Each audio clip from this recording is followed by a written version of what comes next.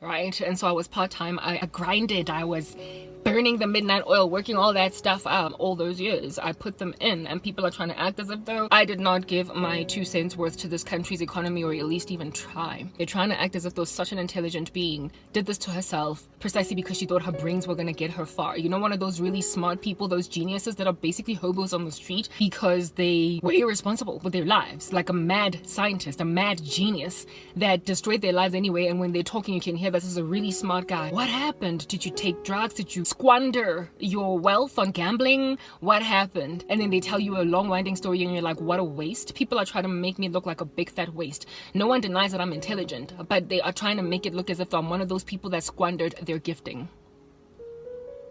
According to God, those are unequal scales, okay? And they're an abomination to him. Hello, please like, please comment, please share and share and share and share, and then please subscribe. Thanks.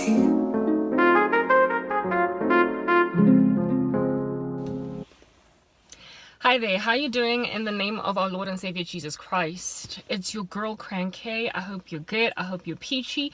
I hope you're together, and I hope you're in a neat little bunch. Okay, so there's gonna be a power cut. I'm pretty sure of it at 4 p.m. So we are ahead of things today because it's like 15:33, correction. But it is hot in this car only because I've not long since showered. So we hope to cool down because we're sitting down. You know what I mean? But I want to talk about something really important. I think I talk about important things every day, but you know, drat. My hair, it's old. And I mean like geriatric old. I am speaking senile in an old age home, hurling insults at the nurses. Old. It's 3 months on my head, like it's my protective style. Underneath it is a beautiful 4C crown of hair, and I'm trying to grow it, right? But that is not the reason why. My hair has been on my head for, wait for it, drum roll,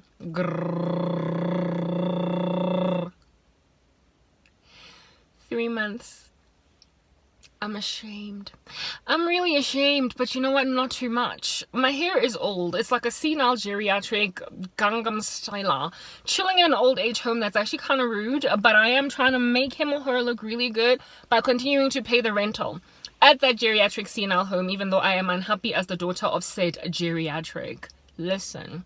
My hair is on my head for as long as it has been on my head because of strife, because of suffering, because of me not having time to bring it down, due to the fact that I'm actively trying to concentrate on building my followership or my subscribership, my viewership on the tube machine. I am trying to grow my YouTube account. I'm trying to grow my YouTube channel so I can get out of this monstrosity called my life conditions, alongside perhaps in the long run ultimately just South Africa, period. I want to go. I do. It's so hot in here, but we're going to pretend it's not hot because that's what you do when you're doing a video. You act like you're cool when you're not. Alright, listen up, you guys, zinies. I am a child of the living God. And I really hope that if you're listening to me, you are either a child of the living God or you're really deeply considering becoming one. And so, being a child of the living God, I am every so often attacked, harassed, like punched upside my head with all different kinds of vitriol, insults, random persecution alongside demonic attack. And I'm like, it's really hard to be me. But it's also the best thing I can ever be, because who in the world wants to go to hell? Being a daughter of the living God means I'm going to heaven. Fact. And so because I'm going to heaven, I am not too bothered by much of what's going on, but I start out being bothered by much of what's going on. And because I'm bothered by much of what's going on, I bother myself with anxiety. My coffee has moringa in it. Yay. That's why my black ain't cracking, I think. Okay, so listen up, guys.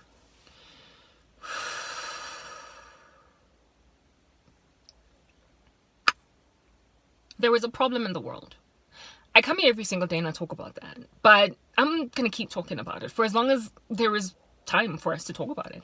Because there is literally nothing else to do. My hair is old. I intended to bring it down after 2 months. I am such a nerd, guys. I'm such a nerd. Like a nerd. Like, you know, yeah, one of those kids in school that will annoy the living daylights out of you. I came up with a, wait for it, another drum roll. Linear regression constraint set model.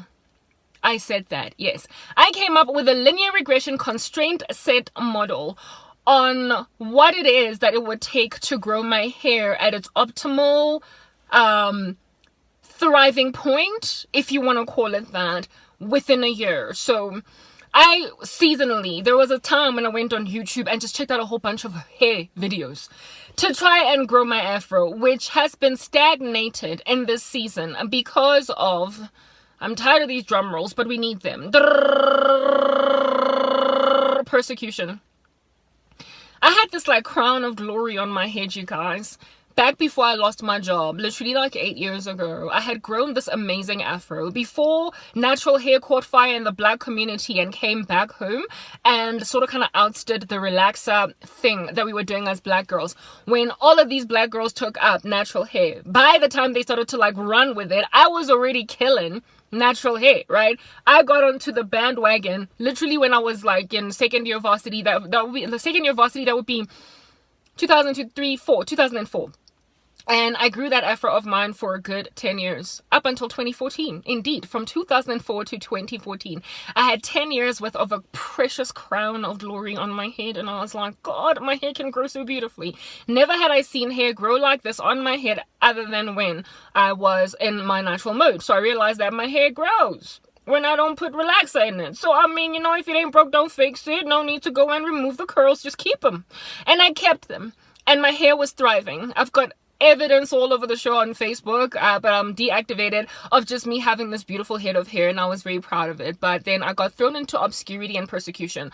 Back when I was still employed, I had a stylist. I had found a stylist. Like, it was so hard to find somebody that was good with natural hair. But then I found somebody, a Congolese lady.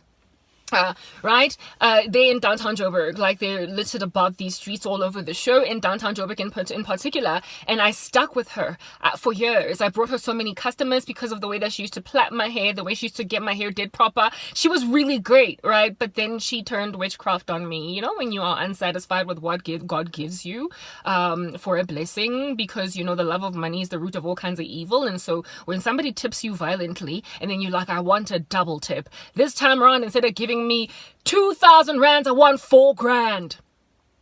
Yeah, she got greedy. She got greedy and started to bewitch the living daylights out of me, so I would give her more money and also so I could bring her more customers, even though I was already like a cash cow for her, in the sense that I used to tip her very heavily and I also used to bring her customers. So she had to go. I ditched her because I started getting all of these ridiculous nightmares about her and her sorcery. We're gonna get into that. Nah. People who are tempted to click off me, don't do it. Please don't leave me, girl. Please stay with me today. You're gonna see and hear where I'm getting at. All right. I had to get rid of that lady, but she was the only one that could handle my hair. But alongside getting rid of her, because who in the world wants a stylist that keeps on, like, you know, ransacking the living daylight out of your ecosystem, spiritual ecosystem, with random witchcraft to make you walk around like a zombie that gives her an additional 200 rands.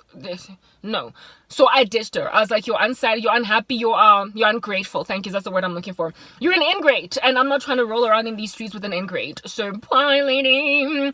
And just at the time when I was in the market for a brand spanking new stylist, what in the world? I lost everything. Literally everything in my life came crashing at exactly the same like juncture point, eh? The same little fork in the road that made sure that, as opposed to continuing to carry on straight, I had to choose a direction, and the direction that I chose got me like ransacked. I got stronger and stronger in Christ, and so I got strongly and stronglier. Yes, that is a superlative that I have innovated. More abused him. So when I ditched this chick, because she was all up in my grill with witchcraft, okay, I then lost everything. Like, my job, everything fell apart else around my life. I was like, yo, she's gonna get exactly what she wants. So I never trained myself to do my own hair. Ever. I didn't need to. I just had to like drive to like, downtown Joburg. Yeah, even though dangerous up in that like joint, I had to like every time I went there, I used to wear like tracksuit pants and like shades and that, so people like so I blend in. Anyway, whatever. No, it can't get really deep. It's a hard knock. The crime rate in that joint is ridiculous. I am not even making this up. I'm not being a snob. Everybody knows it's a fact. But this lady was so good that even the other snobs that I used to work with in my environment and within my family and within my friendship set they were always gawking at my hair. On some, oh my goodness, girl, where'd you get your hair did?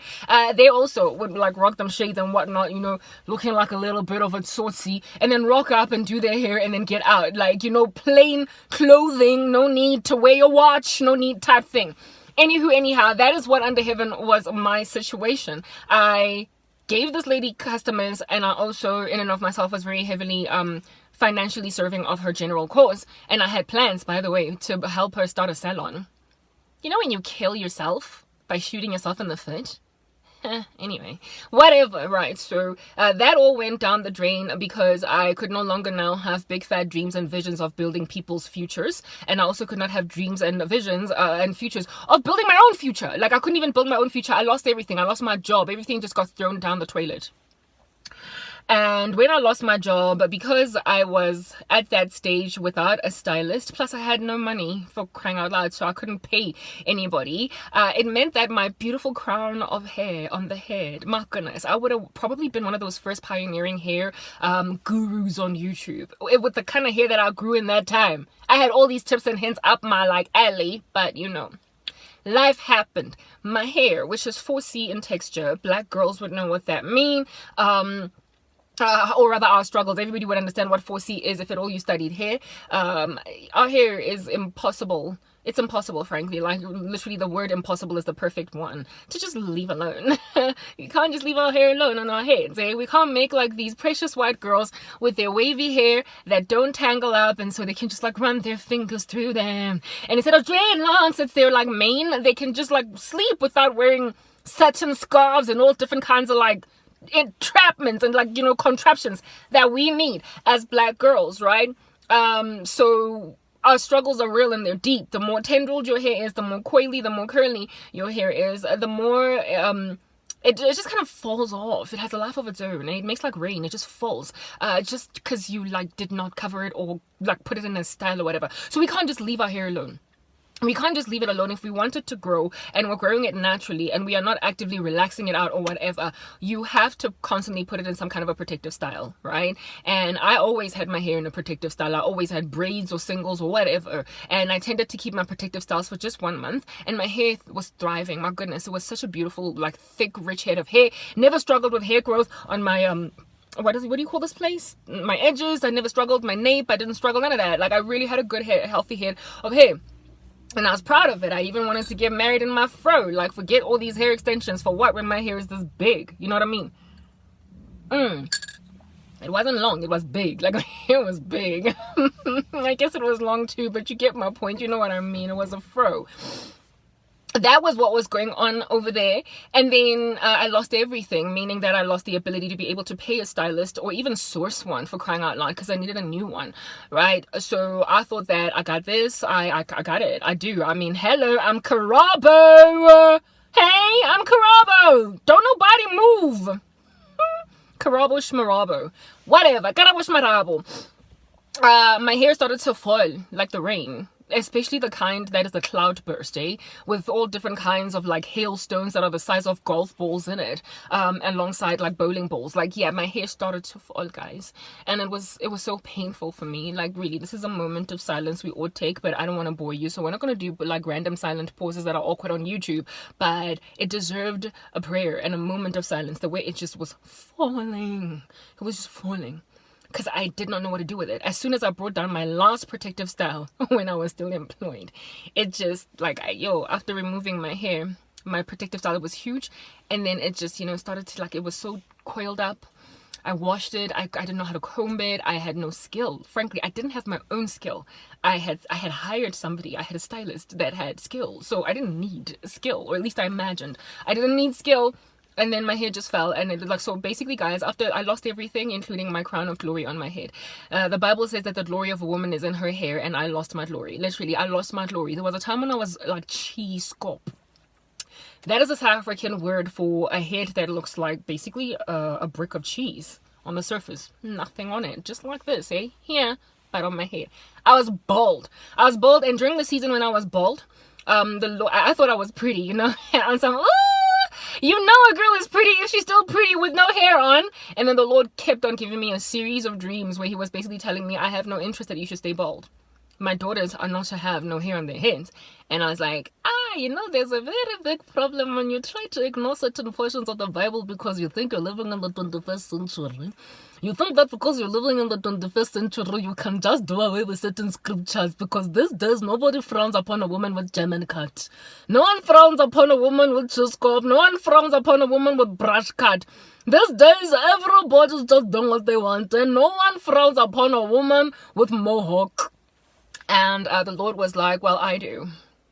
The glory of a woman is in her hair. Literally, I just kept on getting these dreams where in my dreams I was really pretty, but I could tell that I was shrouded by darkness, because the Lord highlighted, almost like he was zooming in to my head to show me the baldness of it. And in my dreams, you know, like after shaving my hair, because I even bought clippers like to shave my hair constantly, because I thought that, I mean, since my hair was not growing, I mean, we might as well have no hair, right? I mean, I ain't got no money to keep on maintaining a 4C type texture hair. I ain't got none of that. What? So I told myself that I will just shave it until such time that I can get my life back together again, find a stylist, and regrow my afro. I never intended to stay bald, but I wanted to stay bald for a season because it brought out my features even more. You know what I mean? I believed I was pretty. You know, some people might beg to differ, but perhaps maybe if I can find like a photograph online, I will put it over here to show you what I look like when I was like like bald. Okay. Yeah, so I stopped recording and recorded again so that I could remember to put a photo of what I looked like when I was completely bald. I shaved my head because I lost my glory. It was like more metaphoric too, you guys, hey? In the sense that which made me glorious as a general going concern in the world was taken away. I had glory because I had a strong, beautiful career. I had glory because I was a woman on the come up. I was beautiful. I was going to get married to the baddest dude in the game. I had glory because I was highly favored, richly blessed. I was glorious because I was saved in Christ. And then they shaved off everything that gave me street cred and clout. They took it all away. And alongside it, then fled this beautiful mane that I had grown on my head. And I thought it was okay for me to be bald. You know what I mean? After buying those clippers during the time when I still had some money left to myself, I bought hair clippers and I would keep shaving my own head. I initially started out with like a German cut. That German cut in South Africa is like, you know, when you shave your hair on the sides, it's a male cut with like a little bit of a thingy. It looks like a German cut, whatever.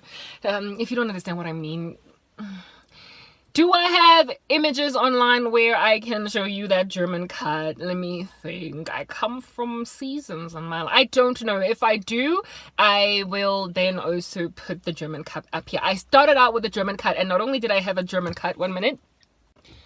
Not only did I have a German cut, it was also maroon in color, right? It had a bit of an auburn, sort of kind of maroonish color. And then I just got scissor happy. But as opposed to scissors, it was more like clippers, hair clippers. And I just kept on shaving myself. Now, I had stubble hair, therefore. You know, when you shave with the machine, you get stubble hair, especially after like 2 or 3 days when it's grown. I'm sorry, guys, the sun is starting to do a funny thing. You know, you start out recording in the car from a particular angle, and then it does its own thing. Like, it literally wears a life of its own. I apologize. Okay, yeah, no. So in waking life, I used to have a little bit of stubble on my head. In these dreams that the Most High would give me, I was this chick, and I was smiling, and my smile was beaming, but God zoomed in on my head, and I didn't even have stubble. Like, it was cheese. You know, like the surface of cheese? We call it cheese scope in South Africa. Literally, it was as hairless as cheese, much like what you would find on a person struggling with alopecia. Like a bald man who's already like, so that it's over, you can't grow hair there. Or somebody who has had burns, and so the hair follicles in that region have been destroyed, and so they can't actually sprout any new hair in that region. It was like that. It was like nothing, just squing, shiny, looking like brasso had been on that surface of steel type thing. It was actually shameful. When I saw it in my dream, I recognized it as shameful, and I thought that, whatever, because I felt like I was so pretty. I was always smiling in those dreams. I thought that maybe God was I don't know, like I tried to interpret that dream as God showing me whatever. I literally don't know what I thought, but I did not take it as a warning from the Lord that my daughter, no, I don't want you to be cheese scop. I don't want you to walk around having no hair on your head, until I got enough of those dreams so much. Enough of them so much, and in each dream there was just something wrong with my head. I could tell that the Lord was zooming in on my head to let me know. So I then started to grow my hair again. I started to let it like sprout, and that's when I looked like this. Yeah, okay, so my hair started to sprout. Oh, it's so hot in here. Turns out the temperature is not reducing. Okay, my hair started to sprout, and at that stage then I needed to learn what in the world to do. I didn't know what in the world. Like I had to grow my own hair back. I did not want to relax it. Plus I did not want to. I'm broke. I've been broke for years. So anything that's going to require money is like literally throw it out the window or into the dustbin. Perhaps flush it down the toilet if you can, and just leave it. So I have had to basically maintain myself in very cheap ways, or free's the better word, and free ways. So what's the freest way to grow a crown of glory on your head as a black woman? Just let your afro be. You can't relax it, because you're gonna have to buy relaxer if you're doing it at home, or you're gonna have to go to a salon to do relax on you. So I just let my fro grow, but I was still like met with the same challenges that I was experiencing in the beginning stages. Oh, I'm trying to like duck the sun. There we go. But then I'm looking like I don't show that well. I don't know what to do anymore, and I don't want to move. I apologize, you guys. What if I did that? Yeah, I think that's better. Let me just like lean more or less towards this. I'm so hot. I've got naturally very oily skin, so you're gonna be seeing a beaming girl. Anyway, y'all know. So I just grew my natural hair. I didn't know how to take care of my hair, so I used to comb it. Afro comb, worst innovation in the black community. I don't even know why they call it an afro comb, because it does nothing for the afro. It's that picking comb that has that handle at the bottom, and it just has these like spikes. And these like lateral spikes next to each other, however many of them that there are. If it's plastic, it's better, but like they actually make even steel versions of it, like, and they call it an afro comb, almost as if it's good for afro people. Like, no, it ain't. Anyway, whatever. But I was doing like afro comb vibes, like, yeah, that plastic comb. Have one there where I stay in the house, and it's just lying there kind of gathering dust now. I no longer use it, but in the beginning stages of my afro, I was always just combing my hair with an afro comb. I gave up. I couldn't plait. I couldn't do anything to my hair, so I was just like, let it do what it wants to do. They didn't do what it wants to do. And then I just did these little tiny pondos on my head, and they would just take like whatever. I would keep them for like a week to try and grow my hair out, because I knew I needed some kind of a protective style. I needed something to keep my hair in a bunch, or a low manipulation hairstyle. I knew that I needed to do that in order for my hair to grow. I missed the way that it grew back then. I thought that maybe because I'm older, my hair's not growing at the same rate. Maybe I'm like becoming in and of myself a geriatric. I don't know. I am 38. So I thought that maybe my hair's starting to like slow down. Perhaps, I'm experiencing the challenges that Jada Pinkett has. I don't know. What's going on?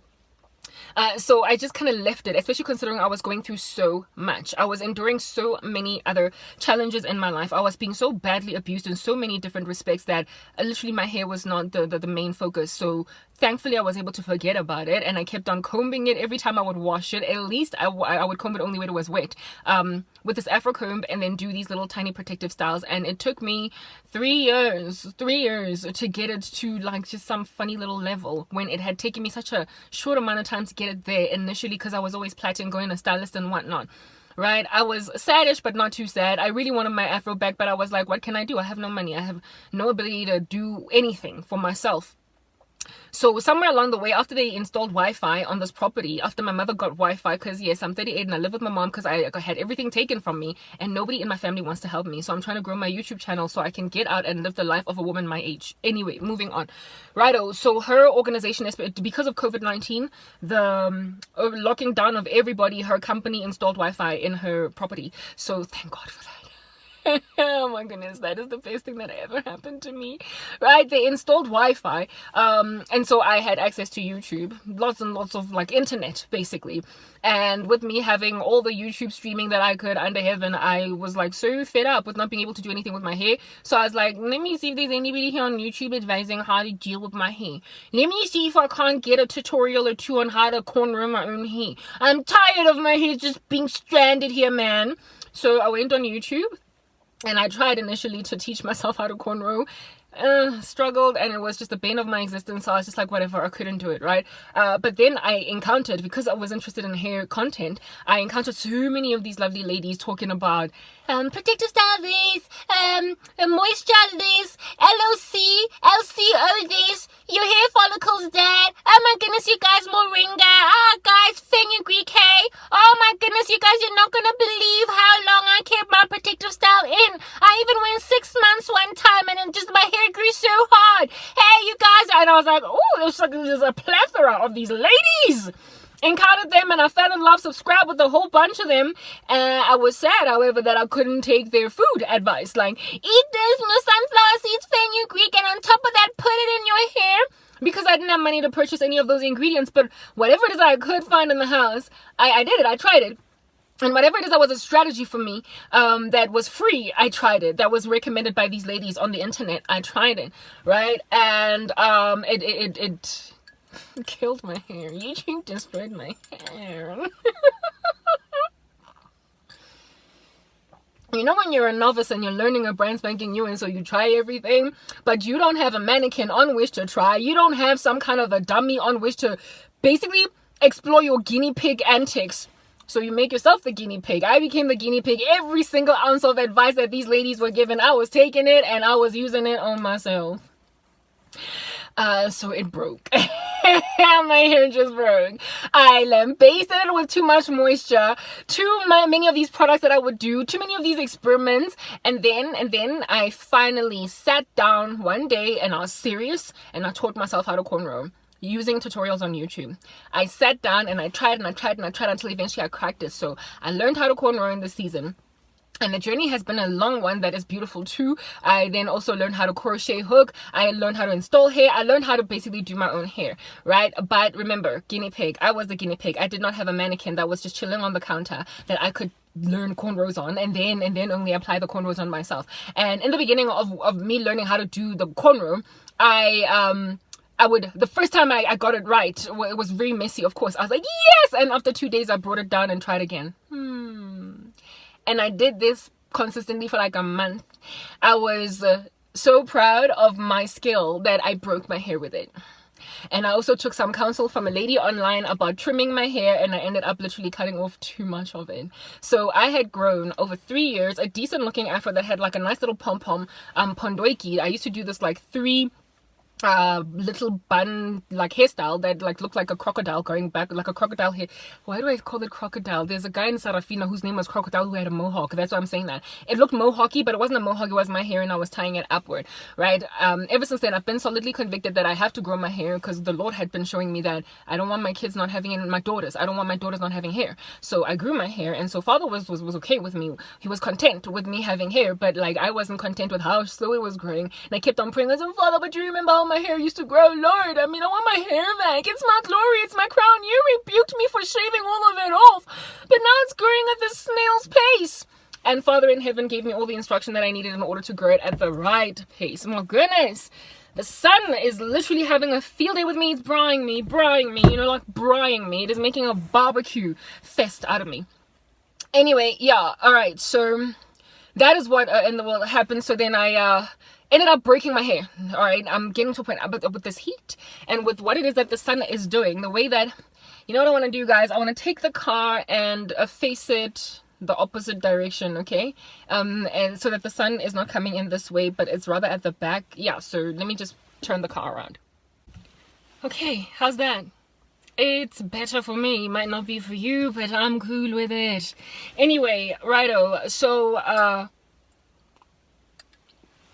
taking all of this advice and not using a mannequin but my own head made sure that all of my hair basically fell off, right? Well, not all of it. It got all thin. I've got naturally very thick hair, and I'm grateful to God for that. And it's also the biggest reason why I stopped relaxing my hair. I didn't like how much our hair gets so thin as black women when we relax it out. So the thickness that my hair had when it was in afro mode, I loved that. In natural 4C mode, I really loved that. And so that's why I really love natural hair. So for me to have skinny hair, and I was like, no, I can't deal. And these experiments that I was basically walking around in, they skinnified my hair. They made my hair like an anorexic, and I could, like, you know, when the sun is shining behind your head and you can like see through each and every single strand.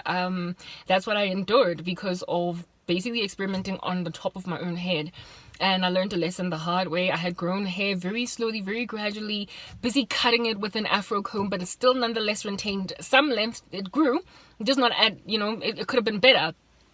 I lost all that. I had to bring it down because I was not prepared to do one of those grow out your hair underneath and then chop off the top, be gradual about it, or see if it gets thick even though you've had a bald patch.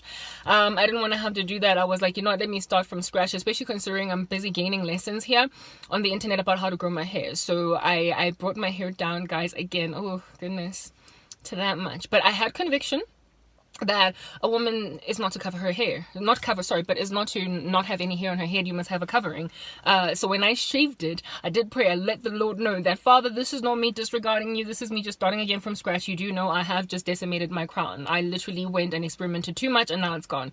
But I learned at the same time how to do, I was so in a rush to grow my hair that I quickly learned how to crochet, hook, blah blah blah. So my first ever hairstyle successfully installed was braids, singles, that I put on my head, all throughout my head, using the rubber band method. But I didn't use rubber bands. I used, you know guys, my life is so hard. First of all, I didn't use a crochet hook. I used some funny little thing that I found in the house, and I also used you know, needle, or what is this, thread, because I didn't have wool, I didn't have rubber bands, nothing, instead of rubber bands.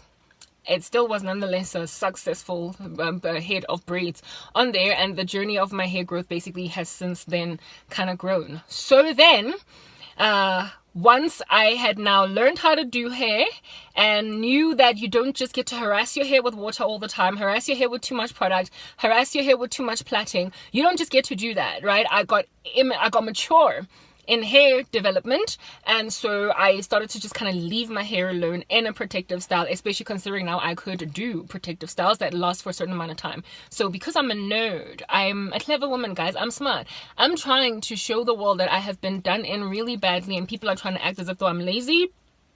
I'm prepared to learn. I'm prepared to start, you know, from a place of humility to get to where I want to get. They try, like, literally just these character assassinations that have slapped me from here to Timbuktu.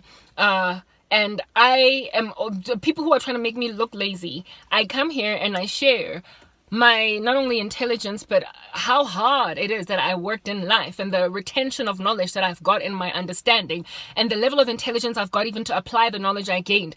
All that is a fact of me, and yet people are trying to pretend like that's not even a thing.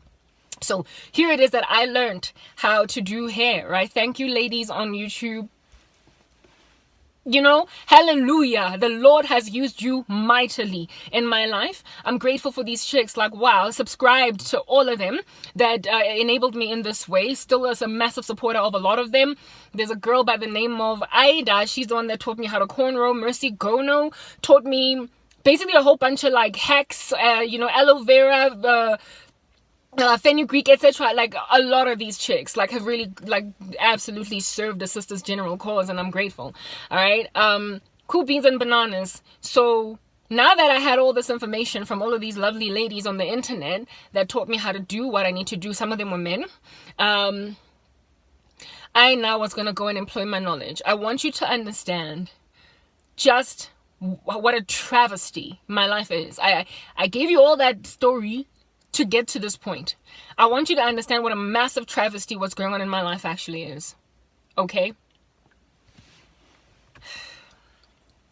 You know, look at the sun. You know, be careful, be scared of the sun, y'all. Look at how dark my skin is now. Just in this 5 minutes that I've been in this car busy rapping on, and you guys think that it's not worth your while to duck the sun because it might just ridiculous you. Anyway, it's only because I don't have anywhere else to be. I don't mind getting darker. It's just that I know what it's doing in terms of aging and all like UV damage, sun damage. It's just problematic. But hey, let Africa come to your shores. Waka waka, eh, eh. Anyway, I went to school. I studied. And a pretty technical degree as well. I'm smart. One of those kids that did maths and science in school and was able to go to university and continue doing not so much science but maths. Because that was the choice of degree that I went for. I wanted to do biochemistry, but like life just did not work out that way. Plus I just don't want, like, I'm scared of blood and anything that has to do with the human anatomy, even though I'm interested in it theoretically. When it comes to applying it in real life, right? And I get squeamish. So I found myself in the commercial sciences, in commerce basically.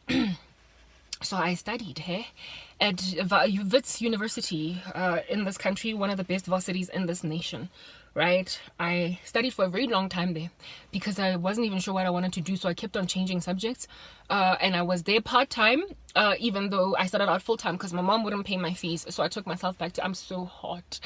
Woo, open a window then. Goodness gracious. Yoni, she took me to... Sorry, she wouldn't pay for my fees, so I eventually worked a job and took myself back to school, right? And so I was part-time. I grinded. I was burning the midnight oil, working all that stuff out all those years. I put them in, and people are trying to act as if though I did not give my 2 cents worth to this country's economy, or at least even try. They're trying to act as if though such an intelligent being did this to herself, precisely because she thought her brains were going to get her far. You know, one of those really smart people, those geniuses that are basically hobos on the street because they were irresponsible with their lives, like a mad scientist, a mad genius that destroyed their lives anyway. And when they're talking, you can hear this is a really smart guy. What happened? Did you take drugs? Did you squander your wealth on gambling? What happened? And then they tell you a long winding story and you're like, what a waste. People are trying to make me look like a big fat waste. No one denies that I'm intelligent, but they are trying to make it look as if I'm one of those people that squandered their gifting. According to God, those are unequal scales, okay? And they're an abomination to him. Now, as a woman that has been trying to do everything in her power to start a business, because I realized that corporate South Africa spat me out.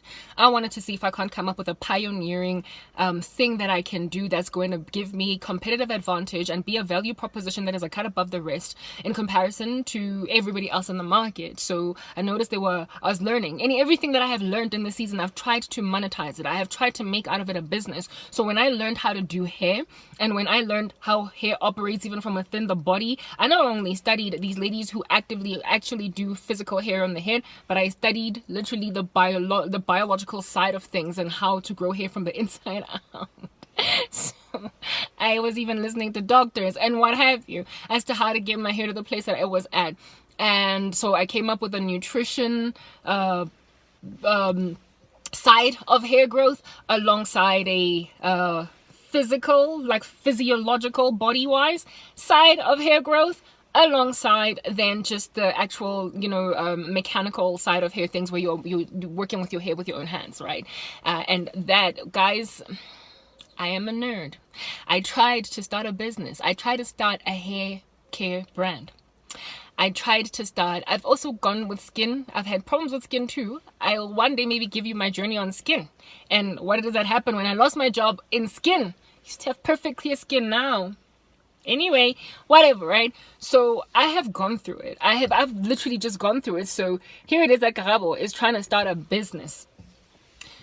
Any kind of business, because I need to make money. And I knew that I was pioneering in what it is that I did, but I wanted to do something that was so a cut above the rest, paradigm shifty in comparison to everybody else, so that I would have a competitive advantage and also a break into a brand spanking new niche within a niche, so I would indeed have that value proposition that differentiates me from everybody else. So what did Kurazi do? I went and I took all my education from university. I did a BCom. Okay, and so I did quite a lot of calculus. I did quite a lot of economics. I did quite a lot of what do you call this? What is this? Financial modeling? Stuff like that. Or just, let's just call it financial modeling, right? I studied these things and my knowledge retention is quite high. I've got a high aptitude for learning, for understanding, and on top of that, retention of that knowledge over the years. So I don't forget. much of what it is that I learned, which is beneficial later on because I get to sound really clever when I talk, right, about all these things in my like varsity textbooks. So herein lies this chick with that information. And I'm like, they're trying to make me look like a bum that destroyed her own future, and now she's just one of those big fat chunky intellects chilling at a tavern drinking a whole bunch of booze, telling everybody how great her glory days like literally 10,000 years ago were. Over my dead body, not only over my dead body, literally over the dead body of our Lord Jesus Christ, because he died to resurrect those of us who would indeed give our lives over to him, and he has guaranteed and promised us that we will always that he will never allow us to be condemned when brought to trial, and that people will always try to accuse us of things we haven't done because they will be following their father, the accuser of the brethren, who is Satan, right, who accuses us day and night before the throne. But the Lord stands in the gap for us, and he vindicates us. It's written in God's word that commit your ways to the Lord and he will do this. He will make your righteousness shine like the dawn and the justice of your cause like the noonday sun. So if at all you like suture yourself to Jesus, he will ultimately vindicate you of every last vitriolic statement ever spoken against you. It is also written in the scriptures that blessed are those who blessed are those who are reviled and called all different kinds of things on account of the name of Jesus. Great is your reward in heaven on that day. They did it to your forefathers who came before you. So be glad, be happy, feel like a conqueror when you're going through it. You're partaking in the sufferings of Christ. And your present sufferings are nothing in comparison to the future glory that you stand to gain. So, Kurazi, don't be too anxious about it, my daughter. I'm like, yes, Jesus, thank you so much. All right, that is what's good. So I've held on to Christ in this time. It's been rough, though. I have not been entirely faithful in the sense that I have been very antsy a lot. And so God has always slapped me with, oh, you of little faith, the way that he did with Peter when he took his eyes off Jesus and so he started to sink. I've had a lot of those moments where I literally believe that Christ had abandoned me, forsaken me, left me to just dry like a prune, and then I realized what he was doing. So I've been very innovative then. Christ has just given me this innovative thing, where that guy that is sitting in the garage. I don't know if you guys have seen the movie Acrimony, the one with Taraji P. Henson, how it is that her ex-husband, well, it ultimately becomes an ex-husband, but the guy that she's married to that brings about indeed all that acrimony in her, is starting this project with a generator that is going to basically run a household in electricity without actually needing a source of power from the government, the municipality, local municipality or whatever. And this project has been failing for years, years. And Taraji,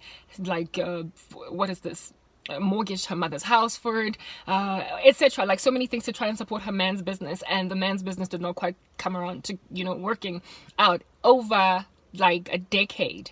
Or like almost 2 decades, like almost 20 years that this guy was struggling with this project that kept on failing. It kept on failing. Do you understand? And eventually she gave up on him. And just at that time when she had given up on him, he finally got taken up by a person that invests in businesses. And this dude, his project was ultimately funded and it was ultimately made to work because somebody finally saw him after 20 years. So he didn't give up. And his story, that even though he was somewhat wrong a lot of times along the way in the movie, his story is similar to that of many people who have an idea at the top of their minds that is not quite picking off because they don't have sufficient support, and they also have not quite gotten it right. And so people in their lives that initially were supportive stop supporting them, those who were supportive, and then those that weren't supportive are always like, I told you this is not going to work, I told you this is not going to work. And then one day they become this like billionaire because they literally have pioneered, like Steve Jobs, literally Macintosh, Apple, he started out garaging as well, right? Yeah, stories of some of the biggest and baddest entrepreneurs in the game will shock the living daylights out of you. So like some of these people had nothing, zero. They'd given up, or they got fired from their jobs, or they didn't even get matric. The matric would be the tantamount of grade 12. And now today, they are like names that are household. Do you understand? And where it is that their beginnings were at will shock the living daylights out of you. Hey, are you feeling reached by my content on YouTube? If so, you might be interested in checking out my tweets as well, alongside reading my content on my WordPress account, alongside checking out my shorts on TikTok. They're all in the description box below. Please enjoy the next coming content. Bye. And so that guy from Acrimony, Taraji's husband in the movie Acrimony, every time I think about everything I've been through, I think about that guy. How it is that he ultimately broke through. Literally his whole family had given up on him, and they were always advising his wife to leave him because he's a bum. Yeah, but you know, hallelujah. In the end, he became the guy. Anywho, I have been experimenting that way with many of the little businesses I've tried to start. I've been like Taraji's husband, trying to spark up a thing, try to run an electricity project, a gale force wind, so that's what he called it. And then one day it even causes the whole house to crash. The whole house the whole house's electricity supply to be destroyed, and they have to take out a loan to fix it. Yeah. I've been like that. And among the things that I tried to spark was a hair business. And I wanted to come up with a model to help women grow, like a hair empire that was kind of nerdy, even like a strategy to grow. Not just 4C hair period, but you know, I'm a black girl, so the experimentation ground would be my own head, right? And guys, it worked. It was working. I'm gonna explain it to you just now. But it stopped because I ain't got no funding. I mean, these people, whatever. You know when they say the world is full of nonsense? This is nonsense. Anyway, right on. I wanted to come up with a hair model, a hair empire that had multiple facets to it, including hair products. The hair product was like the final stage of it. If anything, one of the tiny little minuscule contributors to the overall hair growth cycle from all the knowledge that I gained. And this business of mine, my business plan was around a scientific model or mathematical model that would give you the optimal hair growth. And if somebody were to come to me as a client, they would have their own unique thing, their own unique sort of kind of not proposal, but protocol. Thank you. Protocol is the right word. They would have their own hair protocol that would maximize or optimize their hair growth.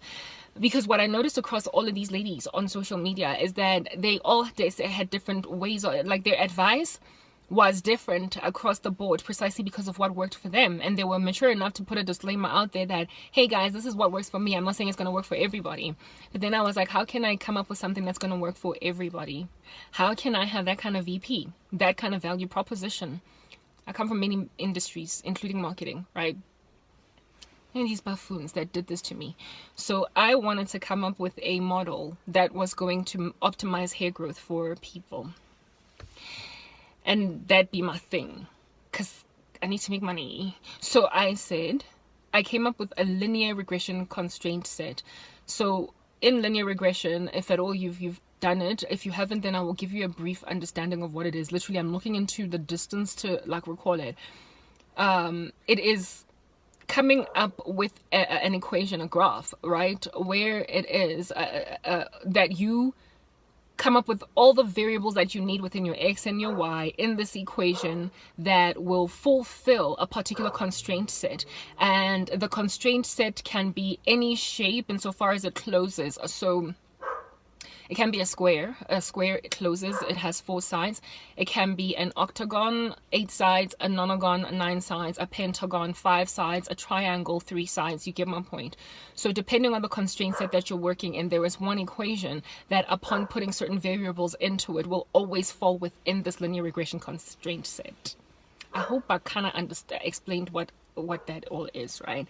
So I was like, what are the sides of my constraint set that are going to maximize essentially my hair growth? So if your linear regression constraint set, for instance, forms a triangle, so you've got 3 constraints. On the one side of the triangle, it's time. On this side, it's scope. On this side, it is time, scope. What was the other one there in project management? Sorry. Time, scope. There's something I'm leaving out here. The scope of a project, the time, or whatever, man. I already saw. Okay, let's just say whatever, because I don't want to like linger you here, like trying to like pop things out of my brain. It'll probably come to me when I'm done recording. You know, one of those annoying things. Anyway, whatever. Those 3 constraints said how much, if at all, you want to maximize success or prosperity in light of this constraint set. You want to get to the peak time within which you must do this project, know what amount of scope is necessary, and whatever falls out, extracted, and know whatever that quality, thank you, amen, thank you Jesus for giving that to me, quality, the level of quality. And if you can maximize quality, time, and scope within this, anything that falls outside of this is not going to be optimal. But anything that shrinks, that is like in the center of this triangle without actually filling all of the triangle out, is also a waste of resources, right? You could do better, but if you do more, you're throwing money onto sunken costs. You're basically losing money. You're starting to taper down some curve. You are no longer at the optimal prosperity. So I came up with a linear regression constraint set that would bring about optimum hair growth. I'm a nerd. Linear regression constraint set, but it wasn't a triangle. I ultimately came to the conclusion that it was a pentagon. Did I say pentagram earlier? No, that's what the witches use. Pentagon. I came to a conviction that my linear regression constraint set was a pentagon. Have 5 sides, right? And these 5 sides, I was my own experiment. I was my own guinea pig. Involved intake of it was nutrition, basically, exercise, so physiological, nutritional. Physiological is also, I guess, physiological is both body and what you eat, right? Those were 2 of my sides. And then product, hair product, that was the 3rd side. And then what do you call this, protective style.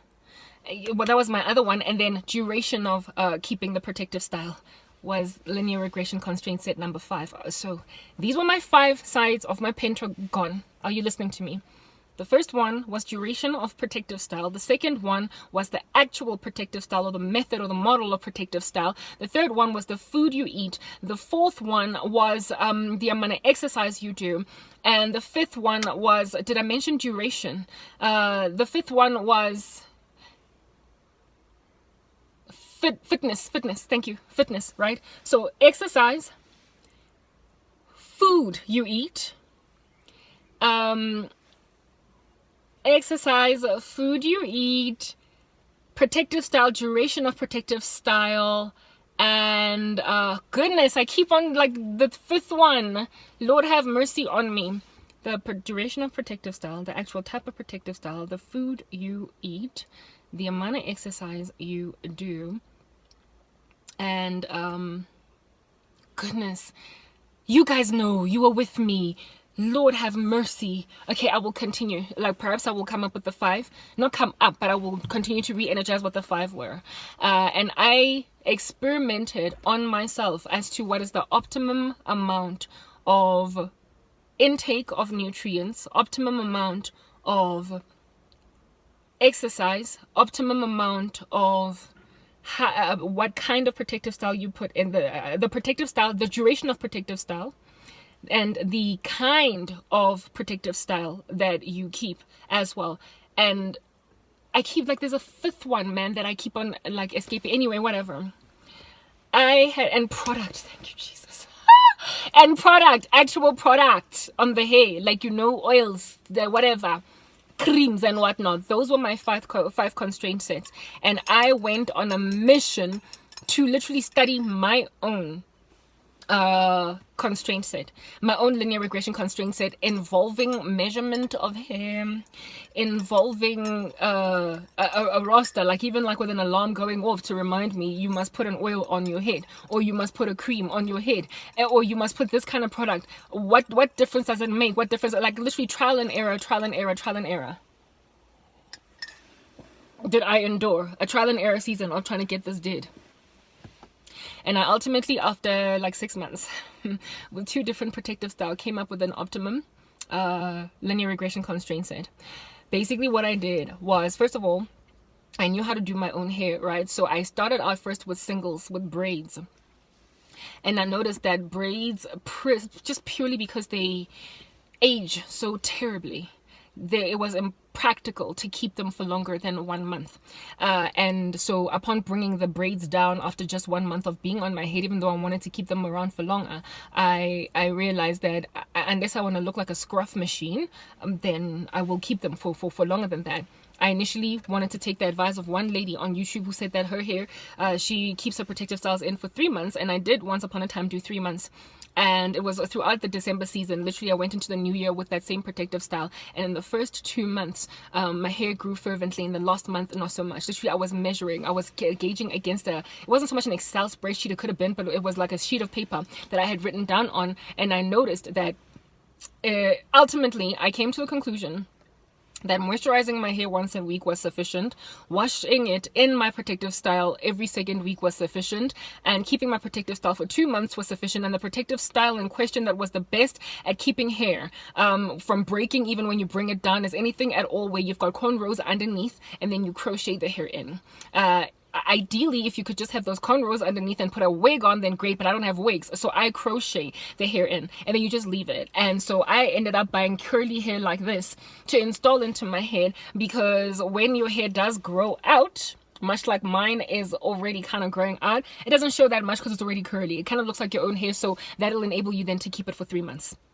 Or 2 months, however long. But I came to a conclusion that 2 months was the optimum amount of time, because the amount of inches that my hair grew after it had been on my head for longer than 2 months was stagnated. It literally got sliced down by, I got to a point of even coming up with a percentage. I think it was like 37.8% less hair growth in those inches. So it grew 37% less in the 3rd month than it did in the first 2 months. So I came to a conviction that 2 months was my optimum date and time, and that this was what it is that it meant for me. And then in terms of the consumption of nutrients into my body, I used to buy all of these ingredients at the discount, like, I'll buy ginger, moringa, fenugreek, blah blah blah. And I asked myself, does it make a difference to do a rice water treatment on my head or a fenugreek tea treatment on my head, or is it better if I eat the fenugreek?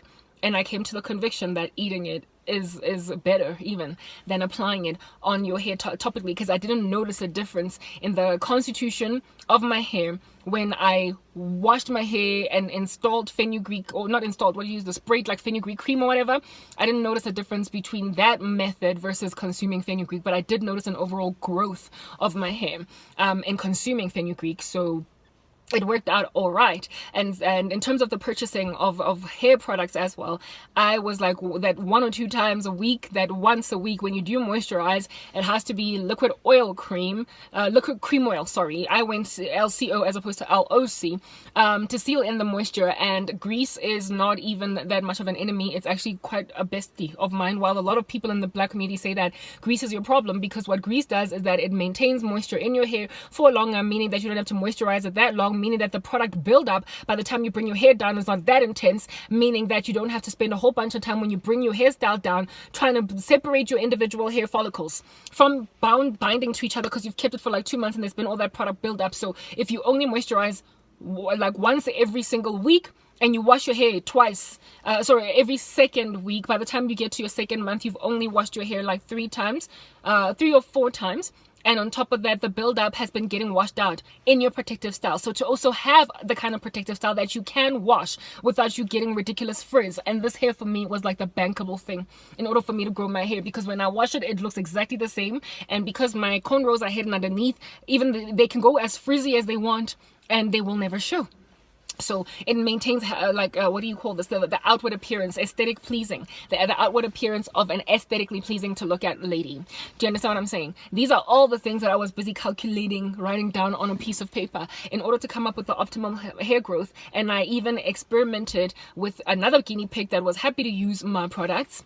I tried, like, literally, I cured her skin. She had the chubaba, what do they call that, cloasma. She had cloasma on her cheeks, and during the time when I was busy experimenting with skincare products, I faded her cloasma.